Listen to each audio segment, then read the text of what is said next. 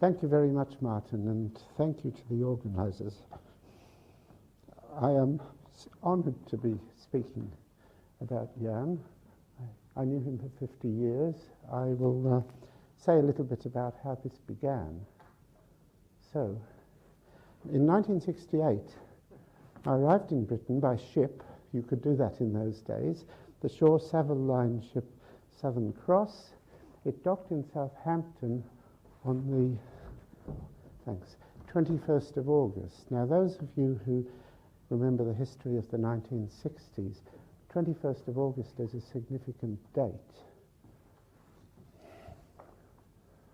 So I had a bit of time before term started in Oxford, so I went to London and was a tourist for some time. And one of the events that was on in London was a Soviet exhibition at the Commonwealth Institute.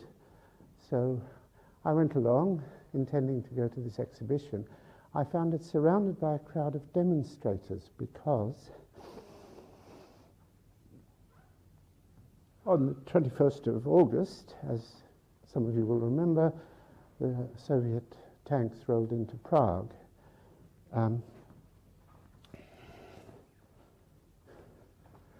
So Jan was on a train on the way home from a holiday in Britain.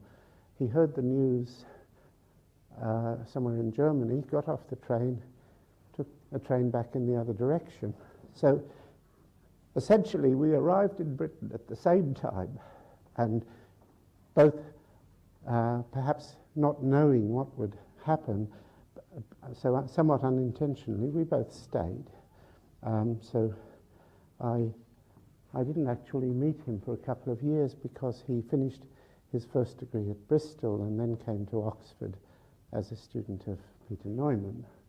But it's amazing how even bad things like that can have the occasional good consequence. If it hadn't been for the Prague Spring, many of us, probably all of us, would not have got to know Jan, and our lives would have been poorer for it. So,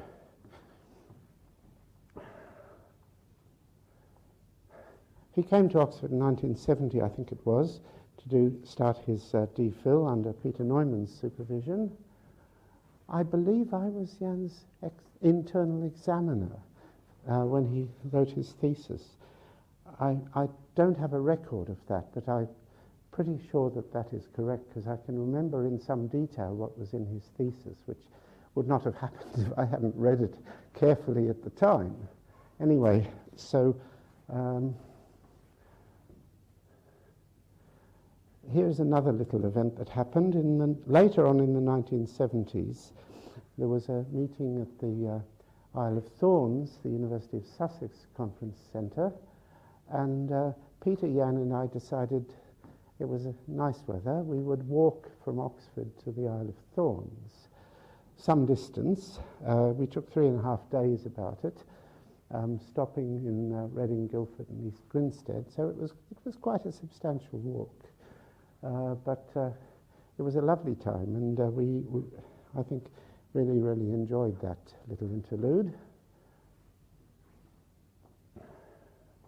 Then I will jump forward a bit. So in 2008, I was directing a program at the Isaac Newton Institute. The subject was combinatorics and statistical mechanics. Now, what do I know about statistical mechanics? The reason for this was that just before that, Alan Sokal had taken a half-time job at University College London, and I thought, this is a wonderful opportunity. We should exploit it in some way. And how can we do that? We should get mathematicians and physicists together at the Isaac Newton Institute to think about things like that. And indeed, Alan was exactly the right person for that, because in the introductory workshop of that program, where we were trying to learn one another's language, so a mathematician would give a talk and Alan would jump up and say, I should explain to the physicist that what he really means is blah, blah, blah, and vice versa, the other way around. So that really helped the communication. But the really nice thing that happened from my point of view is that Jan arranged for me to be a G.C. Stewart Fellow at Caius.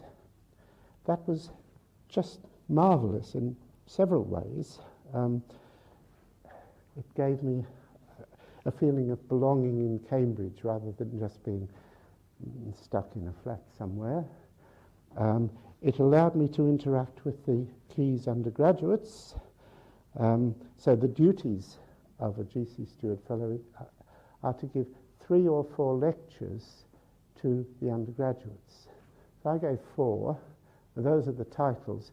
3 of them have literary references, which you may or may not spot. Well, I've mentioned Alan Sokal, so that should make one of these easy to spot.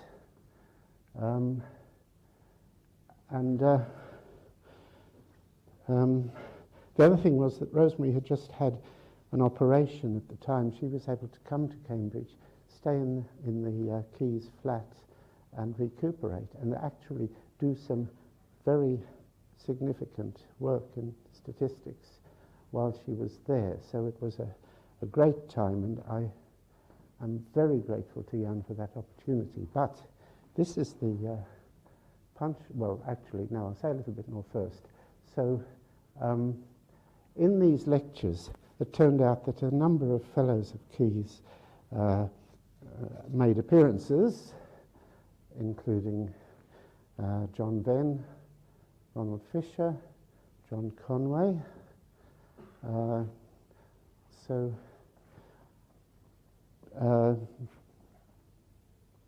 My last day in Caius, at the end of the programme, it was the President's Garden Party. Those of you with an association with Caius will presumably know about this event. So we were at the President's Garden Party, and the master arrived and asked the President for permission to interrupt the garden party for a little ceremony. And the ceremony was to admit me as a member of Caius. So I am a member of Caius College, the college for which these eminent people that I showed you on the last slide were fellows. I feel very proud of that and very grateful to Jan for giving me this opportunity. This is my only formal connection with Cambridge. I'm a member of Caius. The master said to me at the time, "Now you'll start getting begging letters from us." But to their credit, I have not received a single begging letter from Caius. Maybe they just forgot. Unfortunately, this is the real thing that I regret. Jan was away on sabbatical for most of that year, and most of that 6 months. So we didn't actually have the opportunity to sit down and work together. I would have really appreciated some time to do that, but it wasn't to be. I had plenty else to do in that time, but working with Jan was not one of the things that happened then.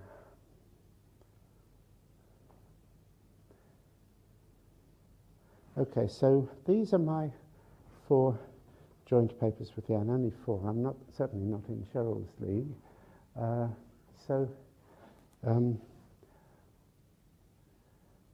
The last paper on that list is the one that Cheryl mentioned in her talk, the proof of the Sims conjecture, and indeed, as you see from the title of the paper, it does indeed have distance transitive graphs in it. We proved the Sims conjecture, and we were able to adapt the methods that Norman Biggs and Derek Smith had used to show that, as a consequence of the Sims conjecture, there are only finitely many distance transitive graphs of any given valency. The point is that the graph, you start off from a vertex and start walking out from it. The graph expands, you get more and more vertices for a while. Then at a certain point it stops expanding. The point where it stops expanding is at most the bound in the Sims conjecture, because you see it's a distance transitive graph, so the points at any given distance form an orbit of the vertex stabilizer. So the proof of the Sims conjecture bounds that number. So it grows for a while, then it can't grow anymore, so it might remain constant for a while. And the methods of Biggs and Smith allow one to prove, nobody had actually proved it at that time because they didn't see what use that would be, that the number of steps it takes constant is bounded by the number of steps it took to reach that point where it becomes constant. So that it's constant for a while, and then it shrinks down, and of course the number of steps that shrinks down is bounded by a function of d as well, and so we have the result. So that's in that paper, along with the most important thing in the paper, of course, is the proof of the Sims conjecture. But anyway, so that's that. So a little bit about the others. So I have a long-standing obsession with the action of a permutation group on the set of unordered subsets of the domain, and the first and third papers there are related to that, and the third in particular has had various applications. Well, the second one as well, I suppose, that's true of. But what came out of the second one was, I have some joint papers with Lotzi Bobai, and in fact we have a very bad reputation. The first thing we did together was in 1990. It didn't actually get published until about 2010. We were not good at writing them up and submitting them because essentially Lotzi would always say, oh, we can do better. And I would wait for him to come up with an idea for pushing on a bit. But that tended to take a long time because we were both involved with other things too. But anyway, so we eventually published that paper. It was in the, no, not that one. So the next one, the one that comes out of this, was in the volume of the Journal of Algebra in memory of Alka Seresh. And the final one is the one that Cheryl talked about, the Sims conjecture. So those are my papers with Jan. But what I'm not going to do is spend a lot of time talking about Jan's mathematics. If I wanted to, if Jan were here, what I would be doing is telling him about some new things that have come up in stuff I've been doing that I know would interest him, and I'm sure he would have something to contribute to. And so from the rest of my talk, I'm going to tell you about some new results, which are not such big deals, but in fact probably interesting and probably worth a look from various people. So I want to talk about two particular things. So first of all, this is a strengthening of a theorem of Landau from 1903. So the theorem says that given the number of conjugacy classes in a group, there are only finitely many possible groups. So we had this, in a sense, I think it was in Nick's talk just now, but there are only, the order of the group is bounded by a function of the number of conjugacy classes. And we have a strengthening of that theorem. We, in this case, are these authors, Pathajit Bawal, Rajat Kantinath, Benjamin Sambali, and me, which I want to tell you about. So two Indian mathematicians on that list, and this is because what I've spent a lot of time in the basically the second half of the pandemic thus far doing was, well, it started off with running a research discussion group led by Ambat Vijay Kumar in Kochi in Kerala in South India. He saw a survey paper I put on the archive with some results about graphs defined on groups, and invited me to help lead this research discussion. This really gave me an impression of what a big country India is, because all sorts of people took part in this discussion and started proving theorems, and a lot of stuff happened. And you know, this, I think, was my lifeline during the pandemic. This kept me sane, having all this stuff going on. Anyway, so here's a graph to find. You take a finite group, and you define the soluble conjugacy class graph. The vertices of the conjugacy classes, you join two classes C and D if there's some element in C and some element in D which generate a soluble group, right? That's the soluble conjugacy class graph. The number of vertices at the soluble conjugacy class graph is the number of conjugacy classes. And Landau tells us that there are only finitely many groups with a given number of conjugacy classes. So there are only a finite number of groups with a given soluble conjugacy class graph. If you have a finite graph, its clique number is the size of the largest complete subgraph, the largest set of vertices where any pair are joined. So here's our theorem. Given a positive integer k, there are only finitely many finite groups whose soluble conjugacy class graph has clique number k. So Landau says the order of the group is bounded by a function of the number of vertices of this graph. We say it's actually bounded by a function of the clique number of the graph. So it is formally a strengthening. Now, I don't think this is the result that's going to change the course of group theory, but on the other hand, I think it's quite a cute little result, and it was nice having that. But we do use the classification of finite simple groups. Now, of course, this is something that many of us have thought about, including Jan, Cheryl, and Martin. Can you avoid the using the classification in some of these problems? And mostly the answer is no, you haven't got a hope of doing anything unless you use it. But in this case, so I'll give you a rough, very rough sketch of the proof. So we start off with a graph where a group where the soluble conjugacy class graph has clique number k, and we want to bound the order of the group. So first of all, there might be a soluble radical. Let's assume that we could prove the theorem for groups whose soluble radical was trivial. Then it's not so very difficult to say, well, okay, that will do the job for the arbitrary group that we have in front of us. So without loss of generality, we can assume the soluble radical is trivial. So the SOCL is a direct product of non-abelian simple groups. It's relatively easy to bound the number of these simple groups, and it's enough to prove the result just for one group with simple SOCL, one almost simple group. And then, as I say, a light touch way, there's one easy argument that deals with the alternating groups. There's an easy argument that deals with groups of Lie type of bounded rank. There's an easy argument that deals with groups of Lie type over bounded fields, and the sporadic groups are, of course, not a problem in a thing like this.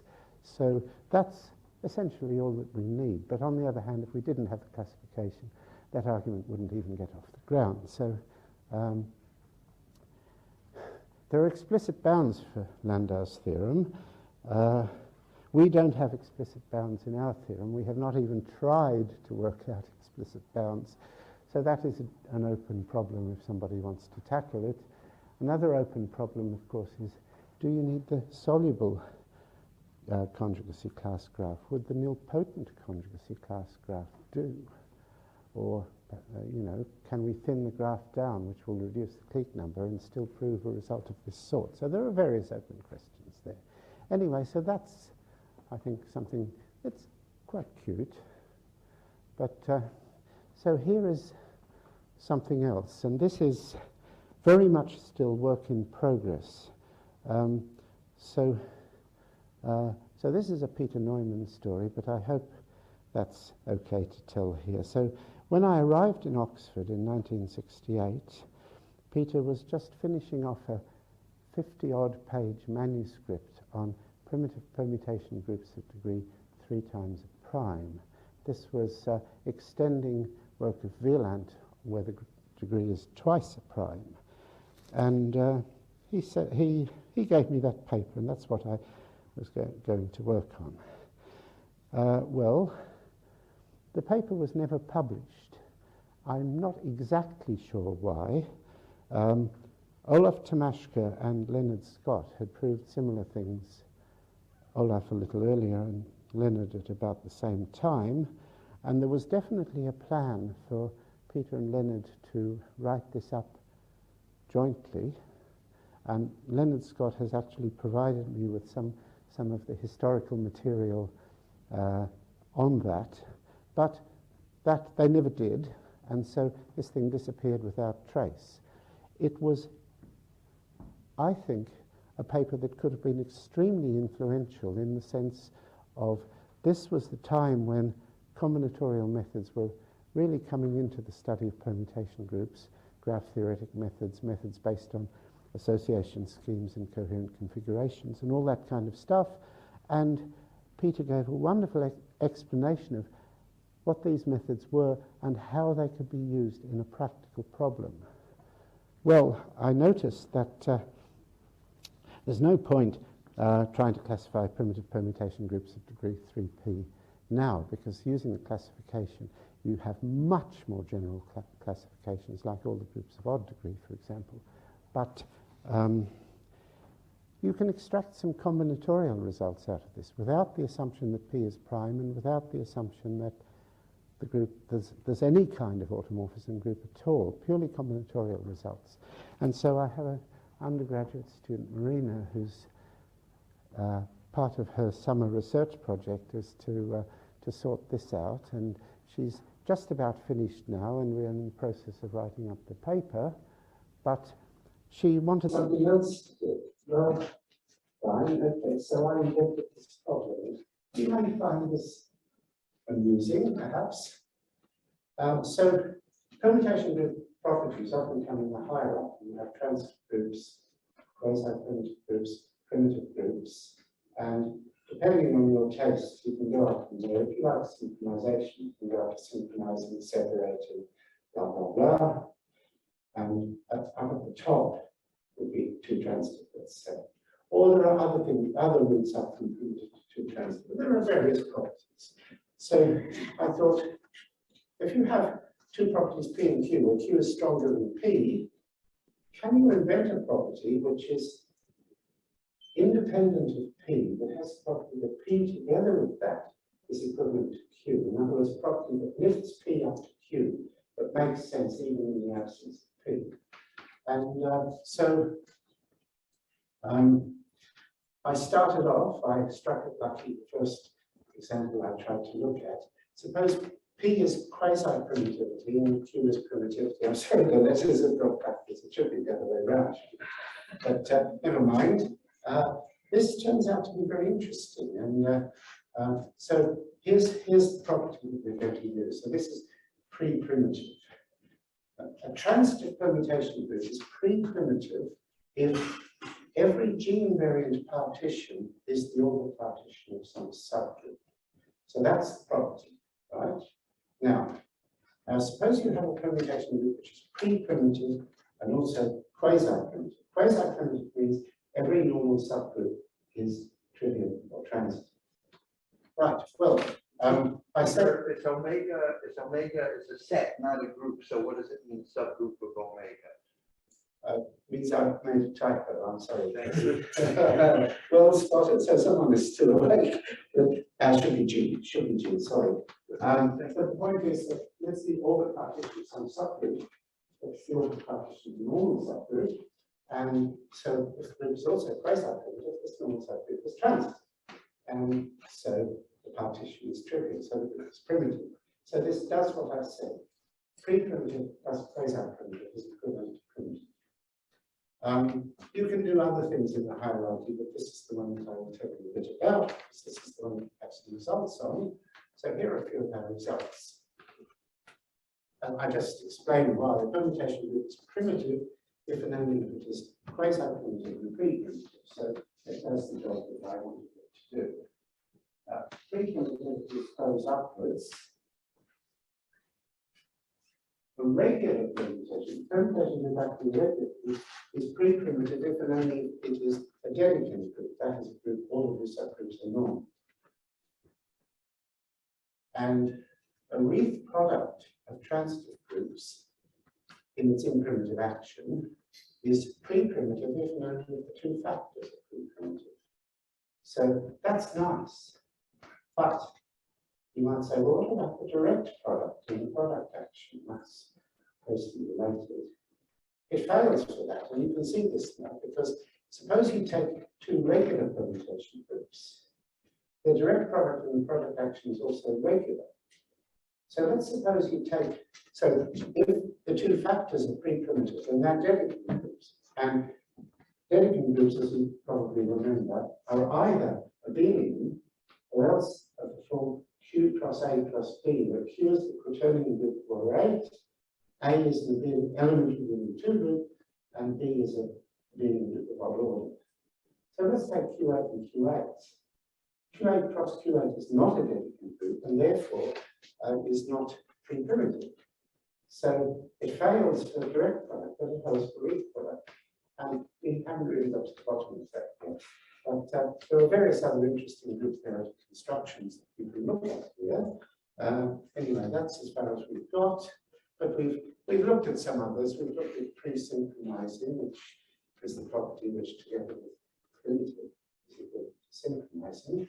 We've even gone down in the hierarchy and looked at pre-quasi-primitive, the property that together with transitive is equivalent to quasi-primitive. So there are lots of things that you can do here. For an undergraduate fascinated by permutation groups and interested to work on this, actually I struck at a very good problem here. And you know, it is a problem. This is the sort of problem I think young man can enjoy. It's such a shame that you can't do here. But pre-synchronizing turns out to be not so interesting. Pre-synchronizing is either primitive, in which case by definition synchronizing, or else it's kind of what for actually regularly. So there's not much else to it. But never mind, that's how things work out. And there may be other examples where you can use arguments like this. So I throw the idea out. Anyone is welcome to take a look and see what you can make of it.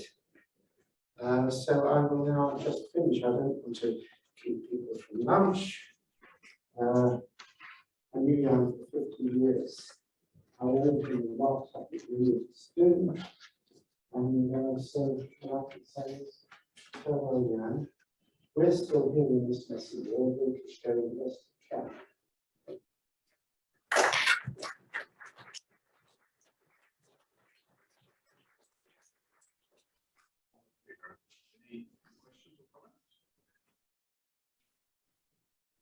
Is there some place where you have exposited this hierarchy of primitive and synchronizing? And I know you know what synchronizing is, but I promise you not everybody in this room does. I know, I'm very much aware of that. I didn't want to take the time to define it. But yes, there is indeed. Joao Araújo and Ben Steinberg, and we have a 120-page paper in EMS surveys a couple of years back that talks about all this stuff. And it is really intended to be an expository table. So that's the thing I recommend if you want to know synchronization. Synchronization is a property that implies primitive and is implied by two transitive or two machines. So it is indeed good there. And I think it's a very interesting property. I was just in the British Combinatorial Conference in Manchester, and there was quite a lot of talk there about the full-page conjecture. The full-page conjecture, which says that if you take the K-type group, that's a Latin square. Can you find a transversal, like it's subcells, one in each row, one in each column, one containing each entry? You can do that if you know the two subgroups of your group are either trivial or non-cyclic. And that result is used in proving that groups of simple diagonal type are non-synchronized as long as at least three factors in the solve. And so there's an interesting history there too. This was proved in 2009 using group methods by Stuart Wilcox, Tony Evans, and John Bray. The first two papers given in the journal out that year. John never wrote up this until quite recently when I knew that there was synchronization. project. So I went into his office and said, John, can you just write out that proof? He not only wrote that, he redid the calculations, and he redid them in two different ways so that we could be pretty confident that the result was right. This was for J4, which is quite a big group and has no small permutation of specification. So it was quite a job. But he did it, and that's in the paper the time. So, yeah, synchronization. Yeah, so that probably answers your question. Yes. So your definition of phase two. So do you say that that this is like the weakest ones among different ones that P and phase two will apply to? Well, I'm not absolutely certain about that. I haven't done it in a really systematic way. I've just said, what property do we need to add to it? And so if you take quasi primitive, says that the normal subject is trivial or transitive. Primitive says every gene-varying partition is trivial. So to lift one to the other, you need every gene-varying partition to be the order partition of the normal subgroup. And I mean, I don't know quite what I would need to do to prove that that's the weakest way that we can achieve that, but it seems to me that that's, you know, that pretty much does this. I haven't thought about that sort of question. You know, with all of these things, so in fact, the one that lifts you from transitive to quasi-primitive, Marina asked you about that. And I thought, and I wrote down the condition for doing, and then I saw that actually there's a weaker condition for all sorts. So it's not always obvious, but the condition that you can translate quasi-primitive is that every orbit should have the property. So if you look at the group induced on any orbit, it should itself be quasi-primitive. In other words, any normal subgroup should either trivial on that orbit or should be transitive. Of course, if you have that property and the whole group is transitive, then it's quasi-primitive, no question. But that's the best practice in that case. It doesn't seem entirely satisfactory, but that's what I decided.